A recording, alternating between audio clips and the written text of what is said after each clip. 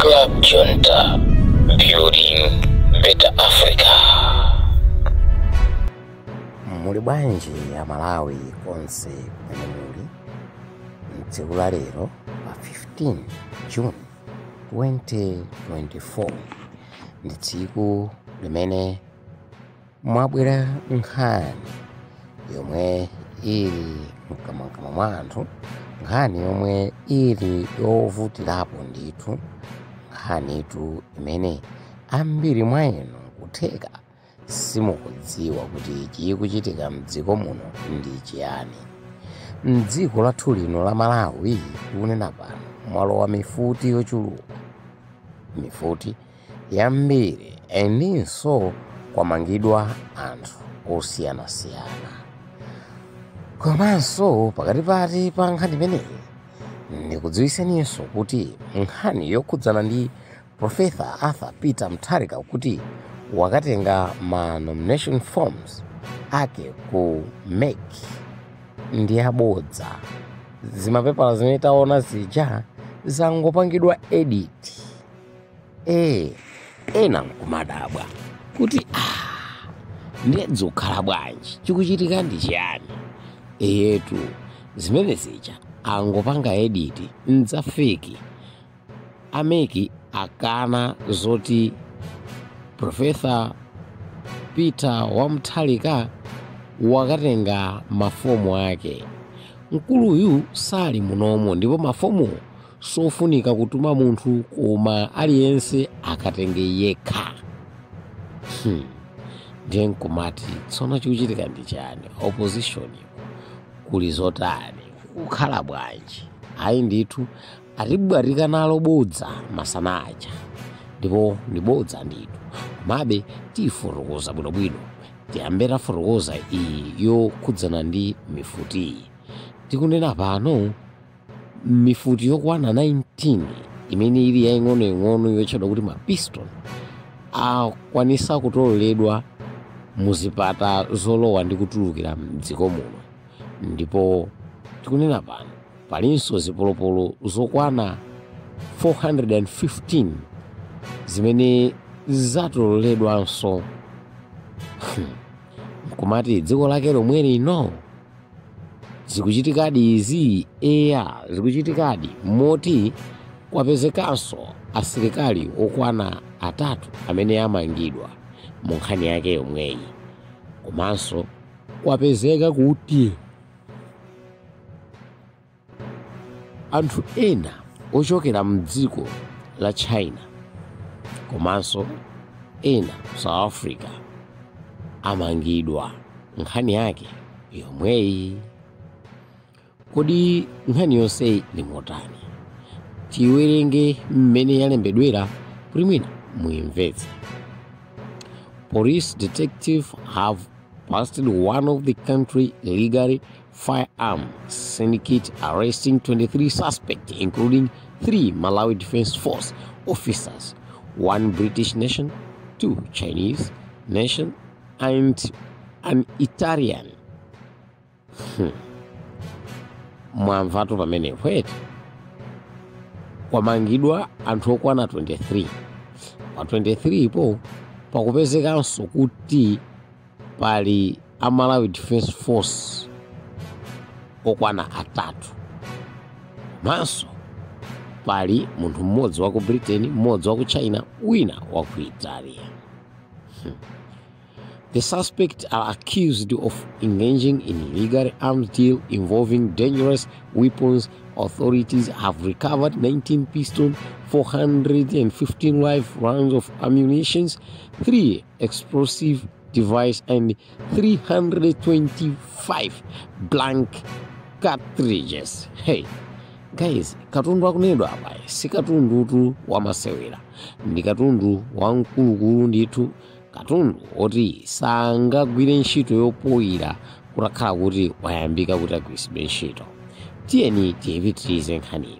According to Deputy National Police Public Relations Officer Hale Namwanza, police conducted special intelligence raid operations following a tip-off from the general public regarding suspect Mike Minjale, who allegedly smuggled illegally firearms and supplied them to various individuals. Police arrested Minjali on June 3 at roadblock in Ngumbe, Blantyre. Later, another special team made arrest and recovered illegal firearms in multiple districts, including Blantyre, Nsanje, Chiradzu, Zomba, Lilongwe, Nshisi, and Dowa. Akuluakulu mkulu akunenedwa iyi akuti anamangidwa pa 3 Juni mwezi omwe uno chaka chomwe chino. Anammangira ku Blantyre pa roadblock ya Ngumbe.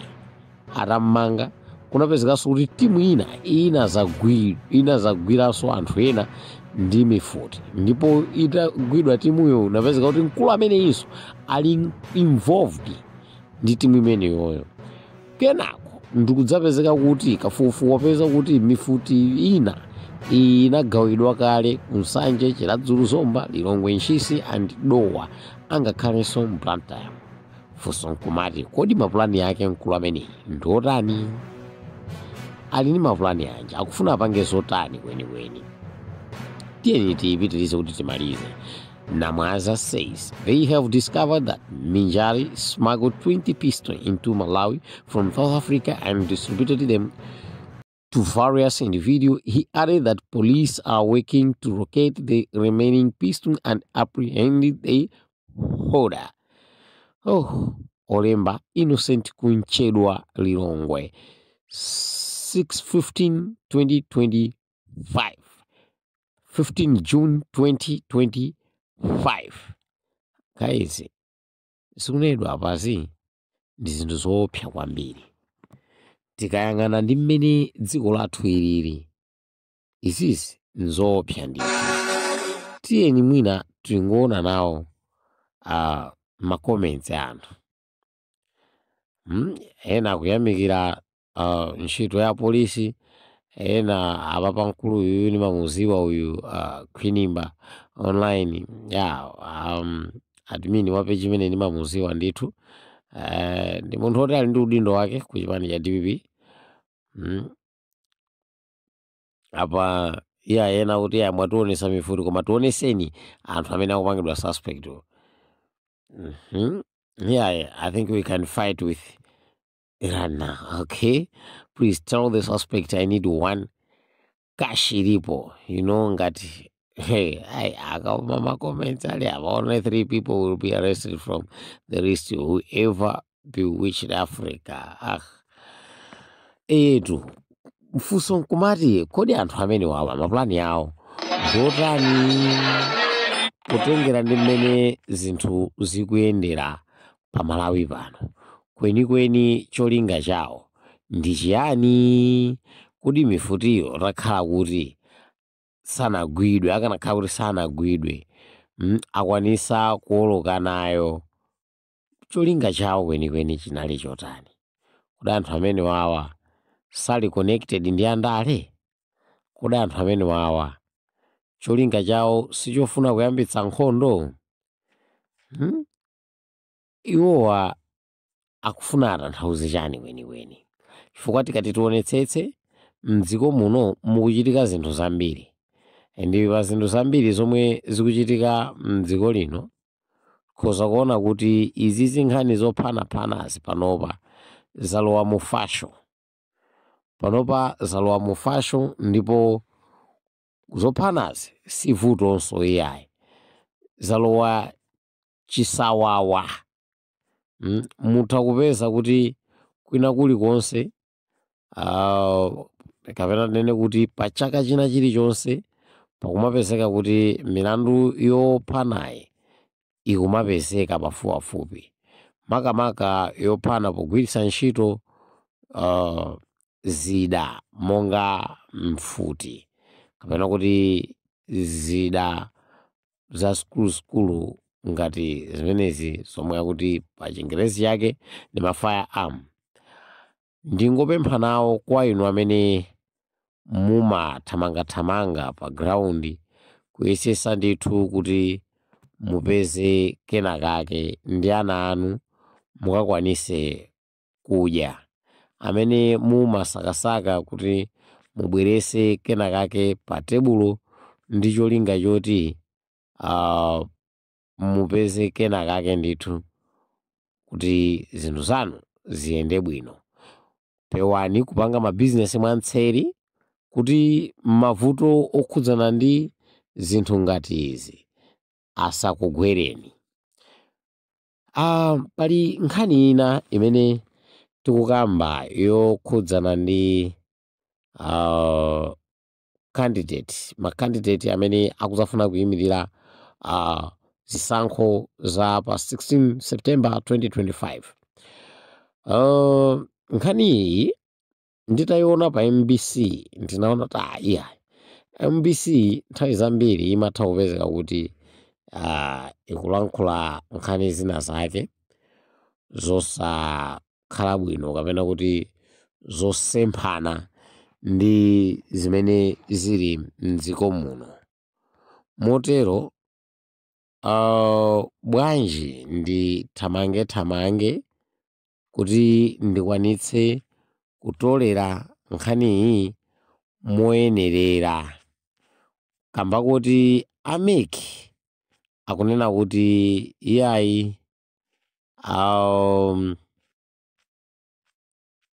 palibe candidate amene wapereka komanso ndikutenga mafomu, ndi mmodzi yekha amene akusayimirira za president kuti watenga nawo.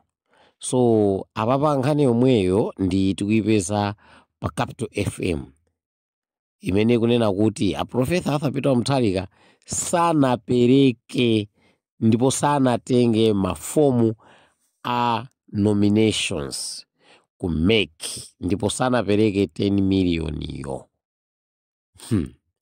Izi zikutanthauza kuti nkhani imene tayiona masana ija ndi abodza. Awa abakiri Mlusi TV awa atinamiza apa, nawonso a DPP atinamiza afalitsa nkhani yabodza.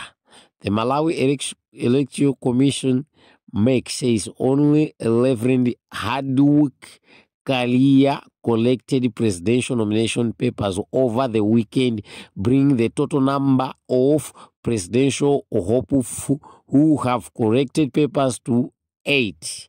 This update contradicts reports suggesting that Democratic Progressive Party DPP leader Peter Mutharika has also corrected his nominations paper. As of now, Mutharika's name does not appear on the MEC official list.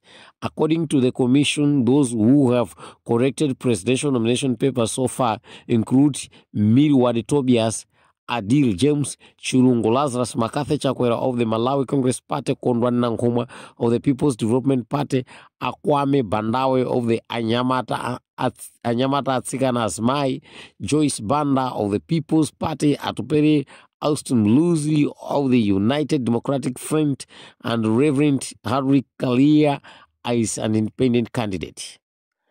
Kaisi, nkhani yonse imene tayiona ija ndi abodza. Masana muja taona nkhani ndithu iyayi kuna fikiratu pena pake kuti iyayi nzathu awa a DPP akwanitsa kulipira Professor Arthur Peter Mutharika walipira ndipo watenga ma nominations form. Nkhaniyo siona iyayi. Motazode akiswa apana iyi anaivungazo ndithu. Iwowa alibe umboni okwanira. Zonsezi zisitazona masanasi ndi za editi zabodza sizoona. Tiyeni tipewe kufalitsa uthenga wabodza kuti zinthu zisamaende mozondoka. Tifalitse uthenga umene uliwonadi, tifalitse uthenga weniweni. Zabodzazi titaya nazo nthawi. Tipange kampeni yoyenerera. Izi zomanamiza anthu sizabwino. Ine ndirekere pompa ndipo ndikupemphani kuti pangani subscribe kuti zambiri zisamakuponyeni. Tsatsani malonda anu pa machanelo awa. Makosana with 100 plus subscribers. BS Malawi with 100 plus subscribers. Hot 265 with 90,000 plus subscribers. Sam Mavita with 100 plus subscribers. AMTV Malawi with 50k plus subscribers. Malawi Trends TV with 50k plus subscribers. Dreams Media with 20k plus subscribers. Mpongwe Bongwe with 80k plus subscribers. Club Junta with 40k subscribers. Komanso Umata Daily with 10k plus subscribers. Ndipo mutakulipeza kudzera pa Malawian YouTubers Association Maya. Utenga wanu udzafikira anthu oposaposa 500,000 pa tsiku. Tilumikizeni kudzera pa email iyi officialmaya265@gmail.com.